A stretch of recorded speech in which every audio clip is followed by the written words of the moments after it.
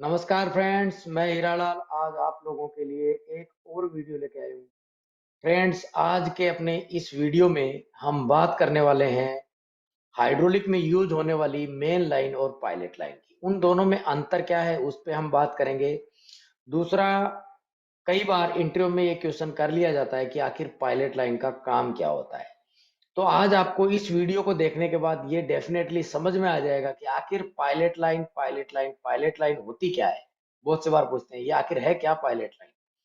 इसके बारे में आपको आज यहाँ पे मालूम चल जाएगा। तो छोटा सा वीडियो है, आप लोगों से रिक्वेस्ट है इस वीडियो को आप पूरा देखें और इसका पार्ट 2 भी अगर डीप नॉलेज चाहिए तो आप वो भी देख सकते हैं।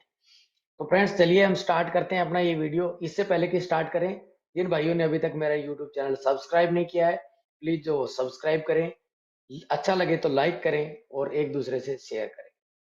चलिए हम स्टार्ट करते हैं अपना आज का वीडियो।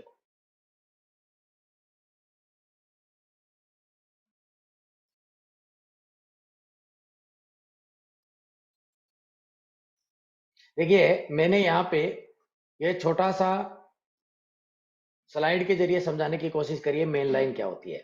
हाइड्रोलिक जब आप सर्किट पढ़ते हैं तो उस सर्किट के अंदर जो मेन लाइन होती है वो पंप से निकल के जो हाई वॉल्यूम होता है, यानी मान लो आपका पंप जो है 20 लीटर पर मिनट का है और वो 20 लीटर पर मिनट जिस लाइन से जा रहा है उसको बोलते हैं मेन लाइन।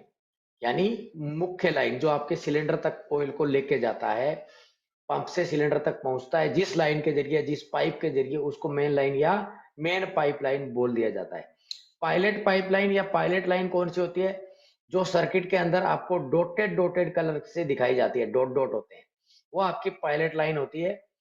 अब जहां भी पायलट लाइन यानी डॉट डॉट लाइन आ गई, इसका मतलब उसमें आपका जो पंप का पूरा वॉल्यूम, पंप का पूरा वॉल्यूम नहीं जाता है उसमें। बहुत ही कम माइनर वॉल्यूम, अगर आपका हो सकता है पंप 200 एलपीएम का हो, लीटर पर मिनट 200 200 लीटर पर मिनट का आपका पंप हो, तो भी पायलट लाइन के जरिए आप कितना दोगे? पायलट लाइन के अंदर केवल माइनर वॉल्यूम की जरूरत होती है, यानी बहुत ही कम। अगर मैं यूं कहूं कि 1 लीटर से भी कम, आधा लीटर से भी कम ऑयल की आवश्यकता होती है पायलट लाइन में। और वो एक बार वहां पायलट लाइन में पहुंच गया तो फिर प्रेशर बनाने के लिए बहुत ही माइनर ऑयल की जरूरत पड़ती है। तो मैंने यही स्लाइड आप लोगों को यहाँ पे बना करके दिखाया है, केवल एक ही स्लाइड है, इसी में मैं समझाने की कोशिश कर रहा हूँ। और डीप में जाना होगा तो आगे नेक्स्ट वीडियो इसका ज्वाइन के बाद आपको मिल जाएगा, तो आप ध्यान ध्यान से इसको देखेंगे तो आपको यहीं पे समझ में आ जाएगा। ना समझ में आए तो ज्वाइन करने का। सबसे पहले मैंने ये कौन सा वाल लिया है, मैंने यहाँ पे लिखा नहीं है, मैं आपको बताना चाहूंगा। ये वाल जो मैंने लिया है ये एक रिलीफ वाल लिया है। पायलट लाइन, इसके अंदर इंटरनल पायलट लाइन, यानी इसके अंदर मैंने इंटरनल पायलट लाइन ली है। बहुत से होते हैं पायलट ऑपरेटेड रिलीफ वाल, ये पायलट ऑपरेटेड रिलीफ वाल नहीं है। लेकिन पायलट ऑपरेटेड रिलीफ वाल में भी पायलट लाइन होती है और आपका डायरेक्ट टाइप रिलीफ वाल होता है, उसमें भी एक पायलट लाइन सिंबल में दिखाई जाती है, ग्राफिक सिंबल में।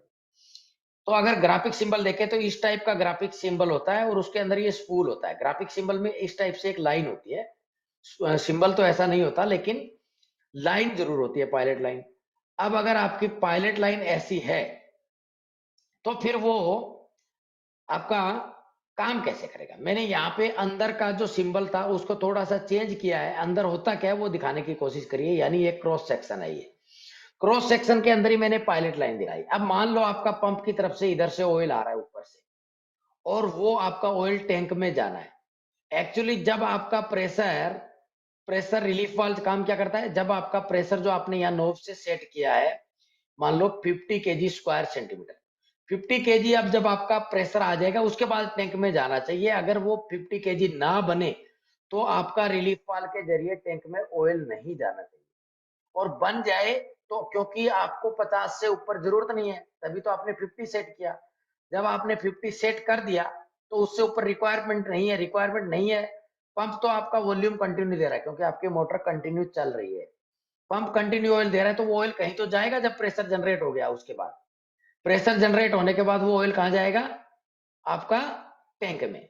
टैंक में जाने के लिए माध्यम लगाया जाता है प्रेशर रिलीफ वाल्व का। अब ये मैंने डायरेक्ट टाइप रिलीफ वाल्व ले लिया, उसका क्रॉस सेक्शन बनाया।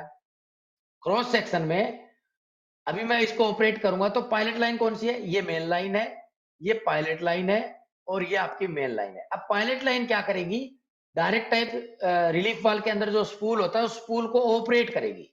इसका मतलब क्या हुआ पायलट लाइन का काम, आपका जो वाल्व के अंदर जो स्पूल होते हैं उनको जो ऑपरेट करे, वाल्व ध्यान से सुनने का, अगर क्वेश्चन में पूछ लिया जाए इंटरव्यू क्वेश्चन में कि पायलट लाइन क्या होती है, तो आप सिंपल सा जवाब दे सकते हैं, आंसर दे सकते हैं कि जो पायलट लाइन या जो हाइड्रोलिक प्रेशर लाइन आपकी किसी वाल्व के स्पूल को ऑपरेट करे वही पायलट लाइन कहलाती है। अब कैसे काम करेगी ये आपको यहाँ पे देखना है। देखिए मैं इसको ऑपरेट कर रहा हूं, यहाँ पे देखिए ऊपर से आपका ऑयल आ रहा है पंप की तरफ से और पायलट लाइन ने पुश करना स्टार्ट किया जैसे जैसे प्रेशर बना, 50 केजी जनरेट हो गया तो आपका ऑयल यहाँ से टैंक में आने लग गया। लेकिन जब तक 50 केजी नहीं हुआ था तब तक ये स्पूल आपका पुश नहीं हुआ था।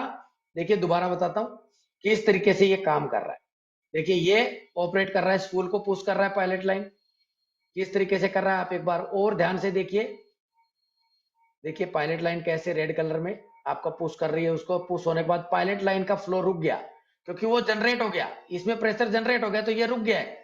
लेकिन आपका 50 केजी प्रेशर इस लाइन में बन गया, वो बनने के बाद टैंक में गिरने लग गया। इसका मतलब क्या है, रिलीफ वाल्व क्या कर रहा है, 50 तो रोक के रखेगा, 50 केजी स्क्वायर सेंटीमीटर यहाँ रोक के रखेगा, लेकिन बाकी का ड्रेन करेगा टैंक थ्रू पायलट लाइन। अब होगा क्या, अगर आपका प्रेशर इसमें कम हो गया तो क्या होगा, ये वापिस आपका स्पूल अपनी जगह आ जाएगा।